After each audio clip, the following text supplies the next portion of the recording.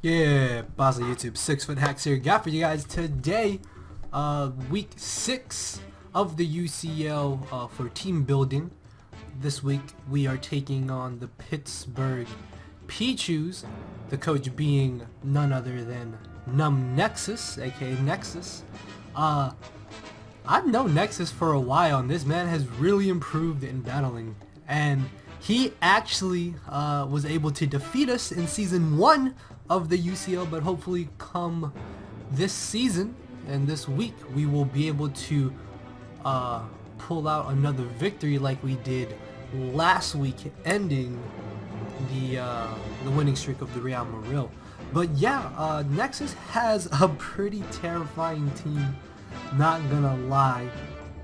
Easily the biggest threats to my team, looking at Nexus's draft pick, are Azumarill, Hydreigon, and Mega Lopunny. Those three, the main reason why they're such scary offensive mons is because if he plays them well enough, or if he is Belly Drum Azumarill, which we do have something to deal with on our team, if he is Belly Drum Azumarill and he gets rid of that Pokemon, then he could sweep us late game. So I really have to watch around, watch how I play around Azumarill.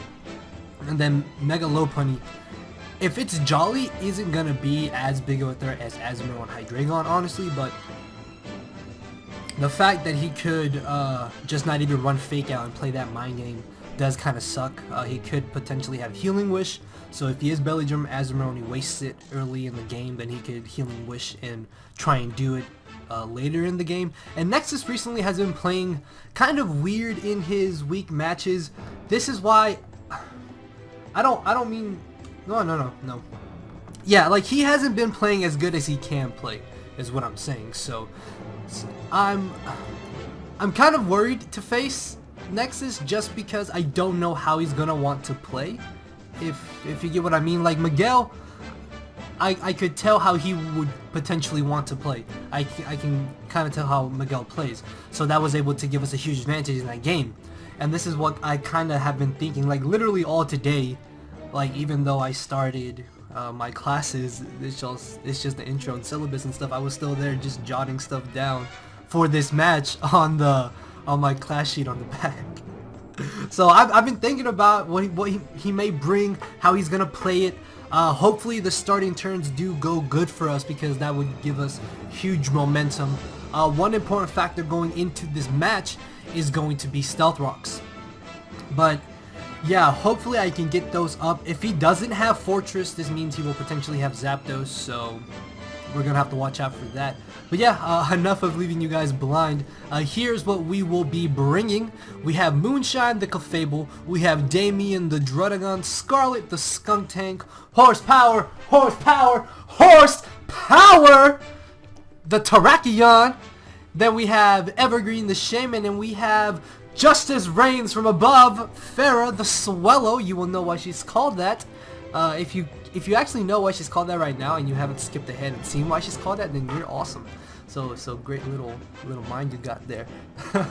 But yeah, these are the 6 mons that we will be bringing. Actually, Durham Druddigon shirts, those should actually be going live on the Saturday that our match goes up, the week 2 match, the actual match. This is a team building, which should be going up Friday, and then we're gonna have our match on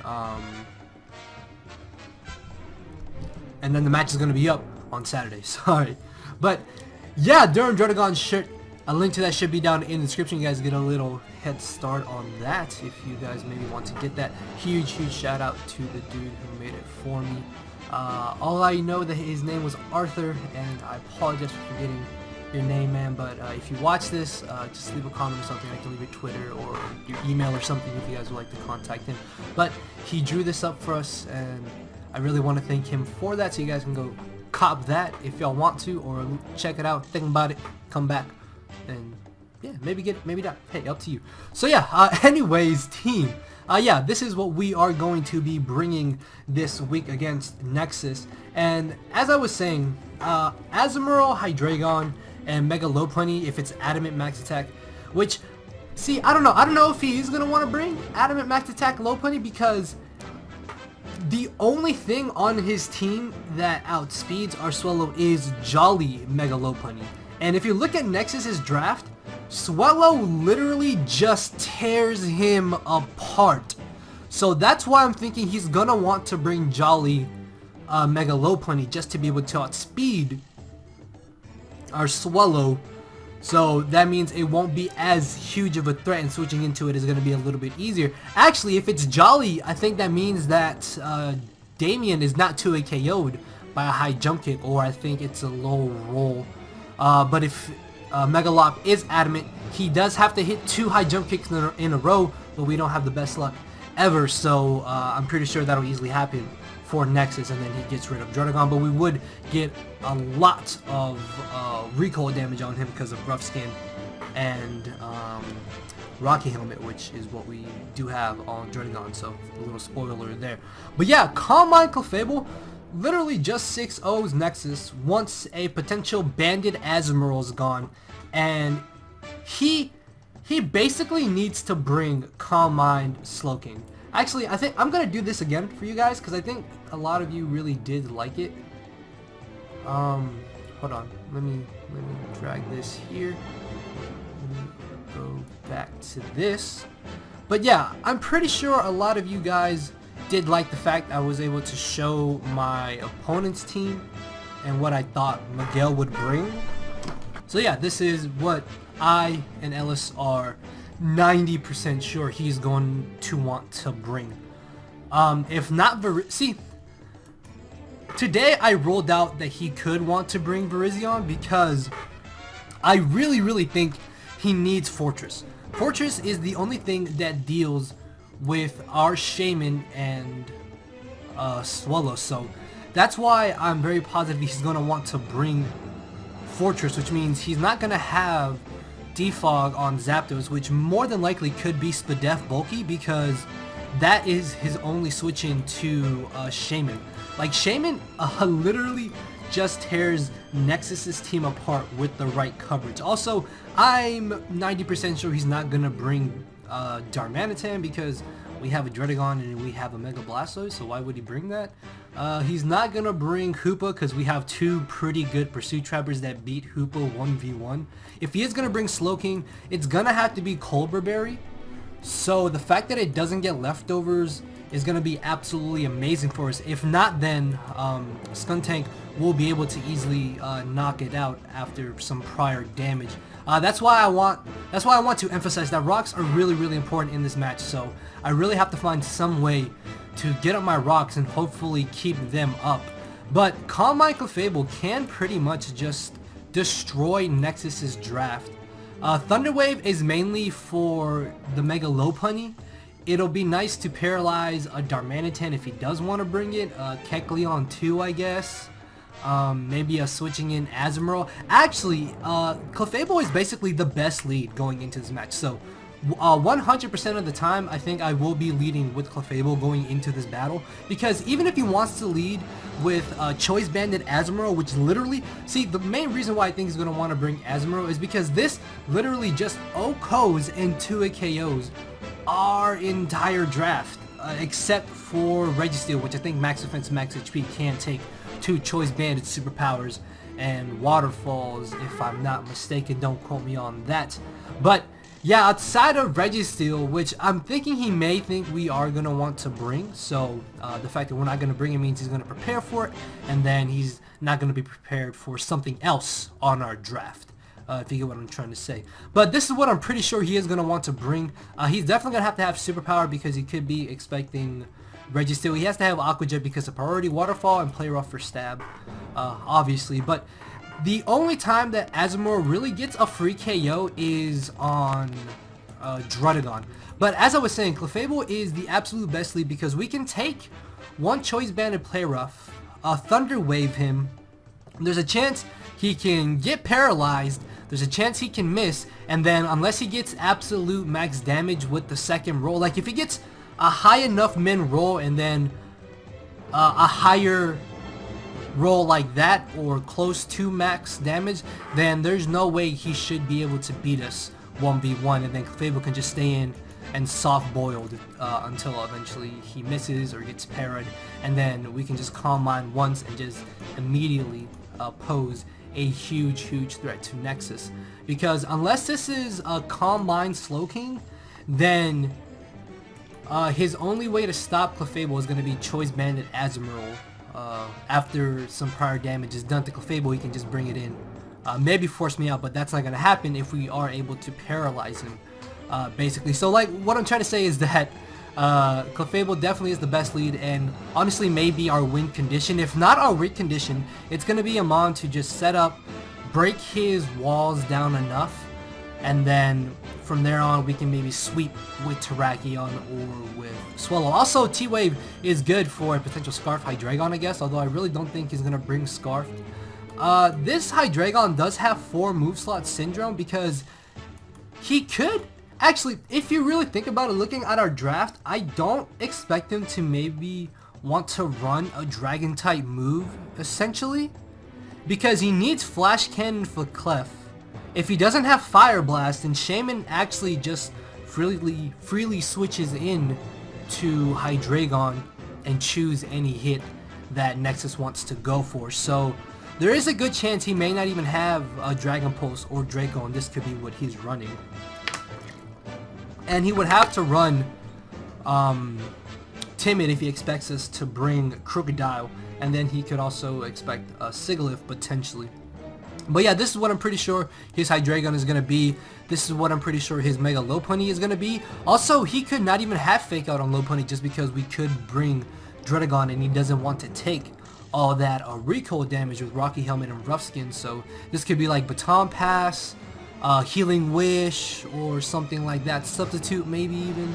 So yeah, that could be an issue. Spadef Zapdos, like I said, is the only thing that he has to deal with Shaman on his whole draft, so I'm pretty sure he's going to want to bring this. And if he doesn't have Roar, then again, just call my Clefable. Clefable is such an amazing Pokemon in this battle, is what I'm trying to say. Like, even if it doesn't sweep, it still can set up other mons to sweep. It can still just spread paralysis, because I'm 90% sure he's not going to bring Lantern because we have a Shaman, and then we can just have Grass Knot on Victini for Lantern. He basically needs to bring Slowking because it's really the only thing that can safely switch into Victini. And even then, again, I'm really sure he's not going to have leftovers, but if he does, I mean, that's fine. It's actually better if he does have leftovers, because then we don't have to burn the Cobra Bear before we are able to knock it out with Skuntank.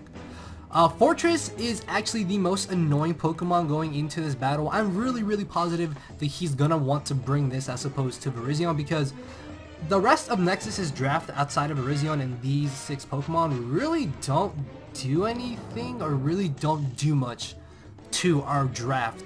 Which, if he did bring them, and he didn't bring one of these 6 or Virizion, then that would actually be really amazing, because this right here is like worst case scenario, I want to say. Like Belly Drum Azumarill, I guess, could kind of fit the role as opposed to Choice Band, but I am gonna play around to see what kind of set Azumarill is, whether it be Life Orb or Choice Banded, or if he doesn't bring it in immediately, then there's a chance he could just be a Belly Drum, and I'm gonna have to keep Shaman at above 85%.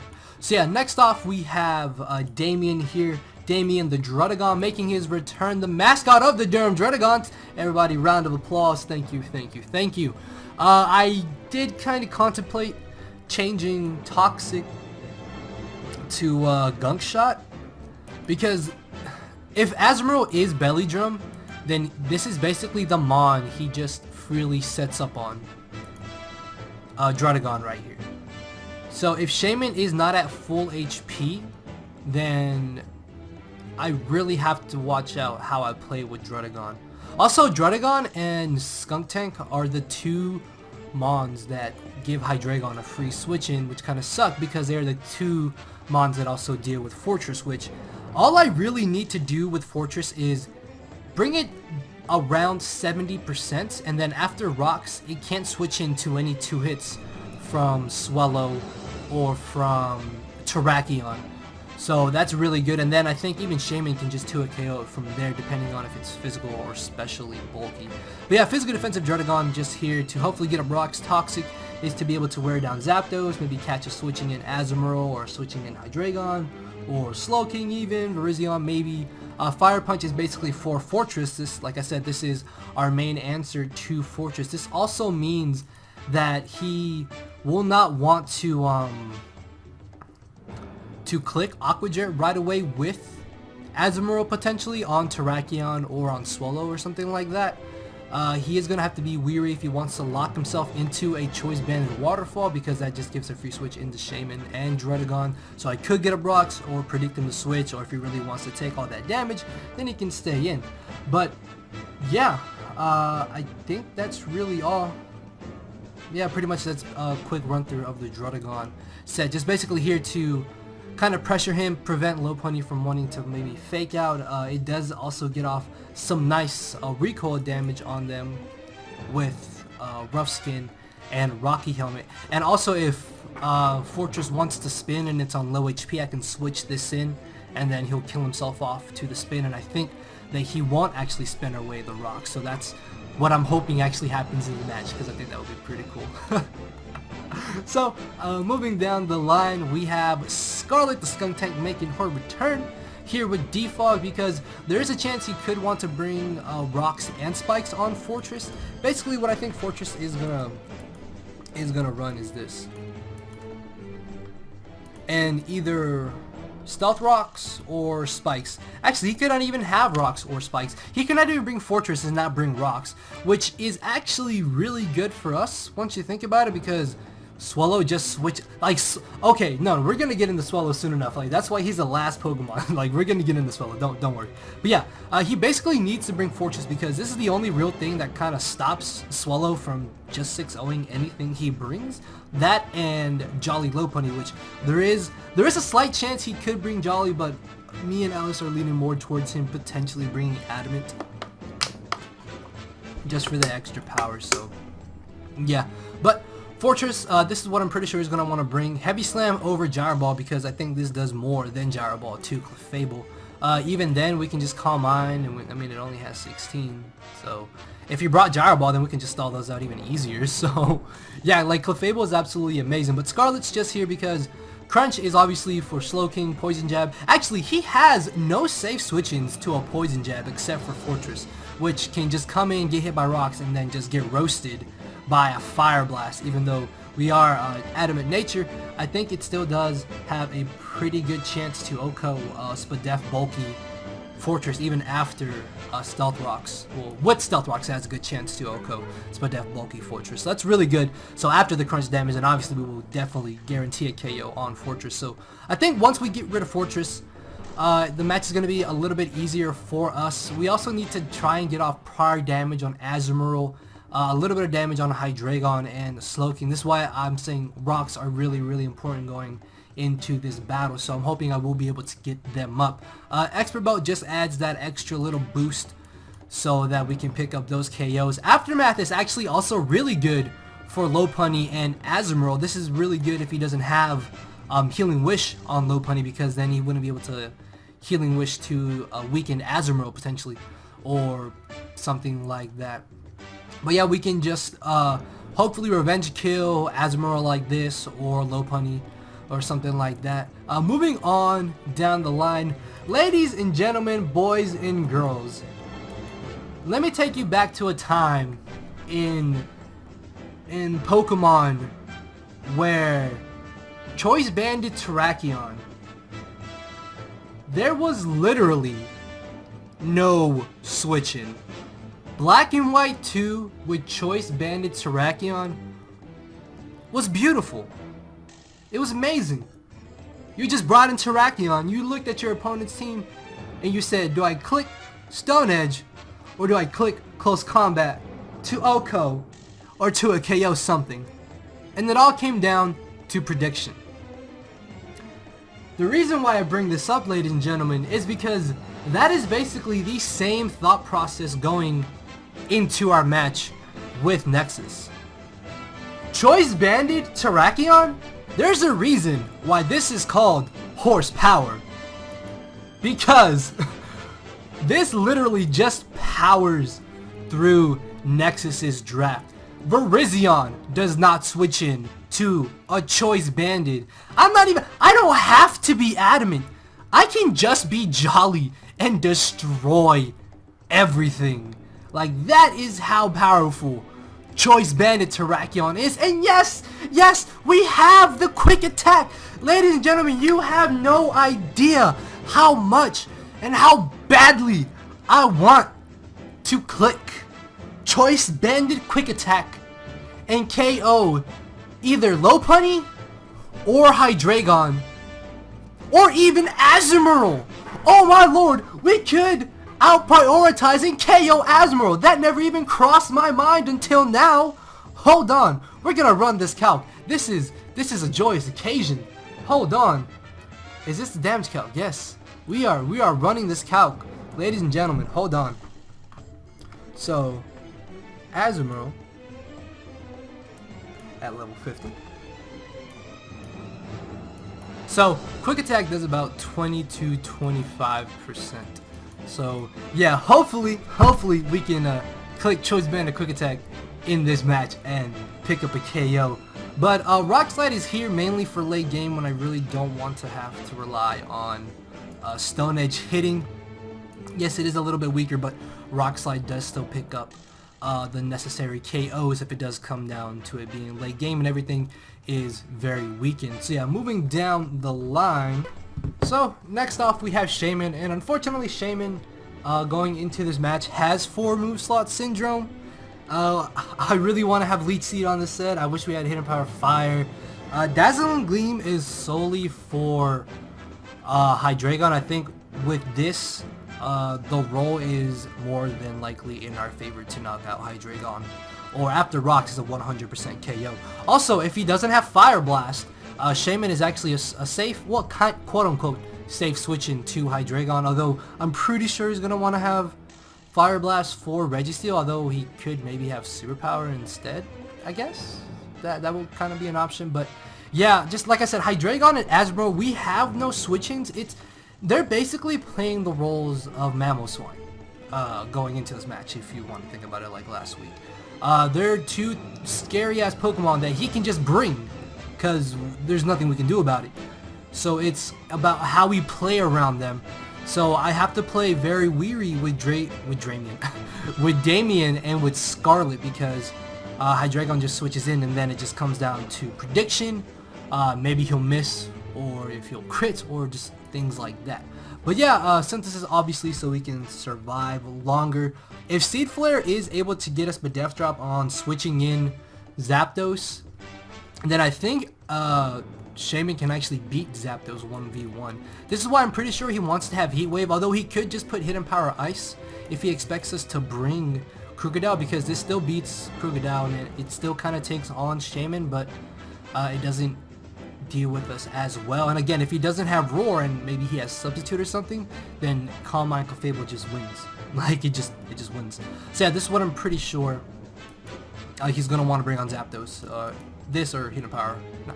This or Heat Wave. But, so yeah, hopefully Shaymin will be putting in a lot of work in this battle. Leftovers is definitely better over Life Orb, because we do want to keep Shaymin at as much HP as possible. Also, it is the only thing on our team that's able to stop Belly Drum Azumarill. Good lord, that thing is terrifying if it's able to Belly Drum. So yeah, even after Rocks, I think we do just barely live it, even if it gets absolute max damage. So we have to come down to a crit, and then if we hit Seed Flare, it's fine. If we miss, then we're screwed. So yeah, see, Belly Drum Azumarill just sounds so scary in theory, but as soon as I find out if it's banded or not, if it's banded, it's fine. If it's not banded, then it could be AV, but I still have to play around it like it's Belly Drum, if you get what I'm trying to say. So yeah, just even that mindset, or that mind game could come into play. So moving down the line, we have the final Mon making her debut. We have Farah. Justice reigns from Justice reigns from above. We have Modest Choice Spec Swallow, ladies and gentlemen, boys and girls. Yes, Modest Choice Spec Swallow. This 2-hit, believe it or not, this 2-hit KOs max special defense, max HP Zapdos after rocks. That's crazy once you really think about it. Originally we did have Heat Wave over Toxic, but I just really want Toxic if he is a Calm Mind Slowking. This means we are able to deal with it just a little bit better if we lose Shaman. But that way we just put on a timer and then he cannot beat Clefable 1v1 in that case. So that's going to be really good for us. Tailwind is basically for late game for Scarlet or for Terrakion mainly. Maybe even Shaman depending. Or Clefable I think outspeeds Hydreigon. Yeah, Clefable in Tailwind actually outspeeds Hydreigon by 1 point if he's not Scarfed, and then maybe we can get off like a crucial Soft Boiled or just Revenge Kill with Moonblast or just Calm Mind or something like that, and then just go from there. But yeah, Tailwind is just mainly for sweeping late game. U-Turn is for momentum. If I do want to predict him to bring in Fortress instead of just Boom Bursting, I can go for U-Turn.